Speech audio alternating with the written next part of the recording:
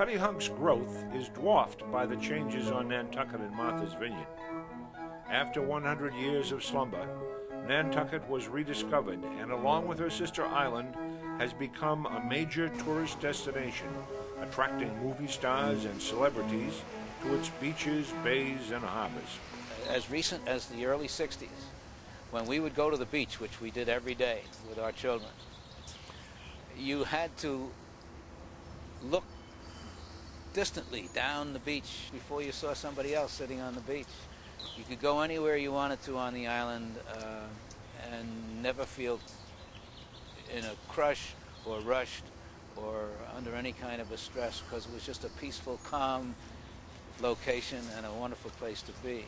When I first came to the Vineyard about 20 years ago, we had 6,000 people here year-round. You could come over on the boat in the middle of winter and you might be the only person on it. From, say, the mid-'80s up till right now, it's just been boom, boom, boom. More and more visitors every year. When we came down here, there were just about 3,700 people living on Nantucket year-round. And the population now has just about trebled. There's over 9,000, probably close to 10,000 people here living here year-round. The rate of development, the pace at which houses are going up is probably one that is a bit unhealthy for the island. Excessive development obviously has its environmental drawbacks and its infrastructure drawbacks, and there's definitely a consensus that we need to put some sort of limit on that. The downside, or what makes that difficult, is also the fact that housing is very scarce and very expensive. Right now we have about 14,000 people that live here year-round, and we actually go up to about 105 in the summertime. $1 million for a piece of land is not exorbitant.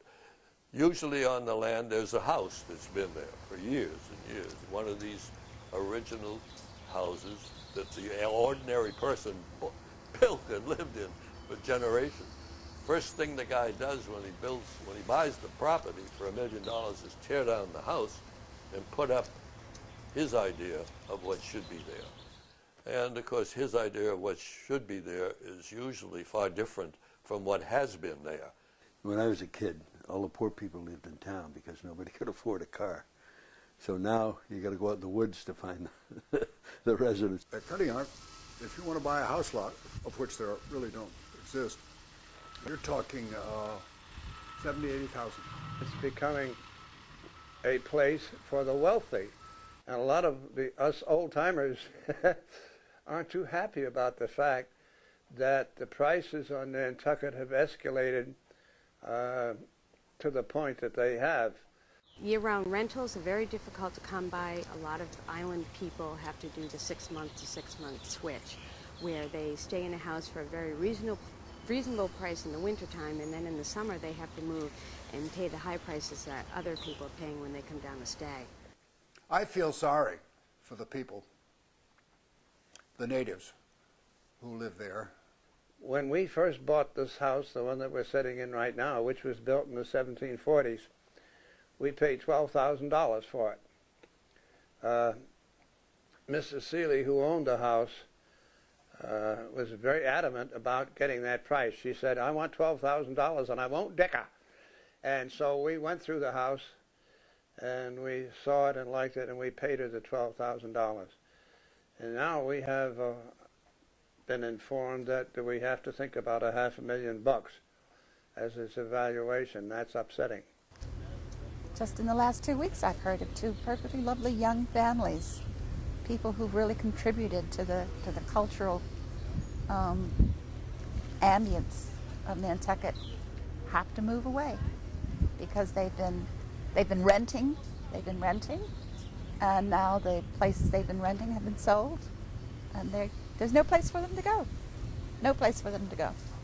Today, if you don't get to the beach by 10 or 11 in the morning, you don't get to the beach because there's no place to park. If you want to go from one town to another, you want to go at night or early in the morning, or else you'll be in a traffic jam. It's the crowd. It interferes with their way of life. And I don't think there's much love lost between these people who go and build these huge houses, and because they treat them like dirt. Residents of both Martha's Vineyard and Nantucket are beginning to address the growth and housing problems by implementing building caps, historic districts, and affordable housing. Recently, prices on the islands have become so exorbitant that it seems that the billionaires are kicking out the millionaires.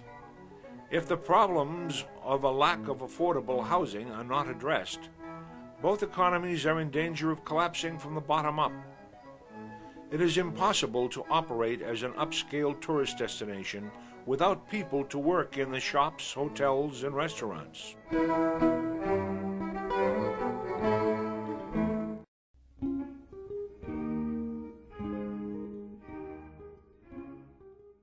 Nantucketers, being inhabitants in the whaling capital of the world, always had a fairly uppity view of themselves, and it was said that they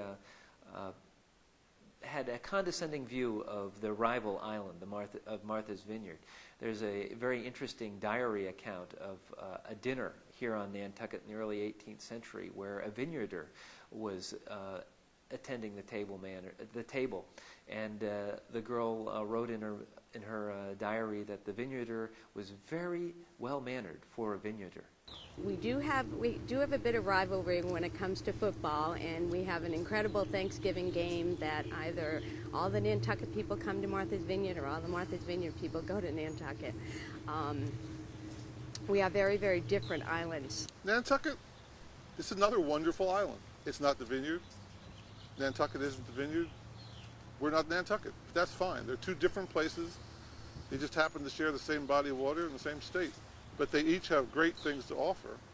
We like the Vineyard because the typography, the environment, we have much more variety in our landforms, and that's appealing to us. So I think essentially it has to be looked at as two different islands, but there's not one better, not one worse. Different places for different reasons.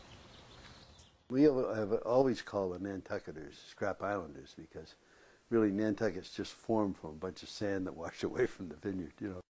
Nantucketers had a word for off-islanders called coos, and it was originally designated for Cape Codders, but began to be used for anyone who was unlucky enough to be an off-islander.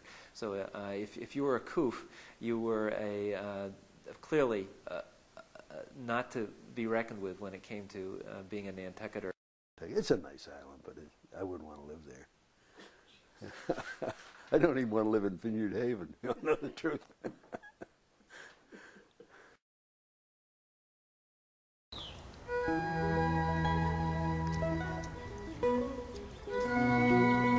The future of the islands depends on many factors, foremost being the limited resources intrinsic to island communities.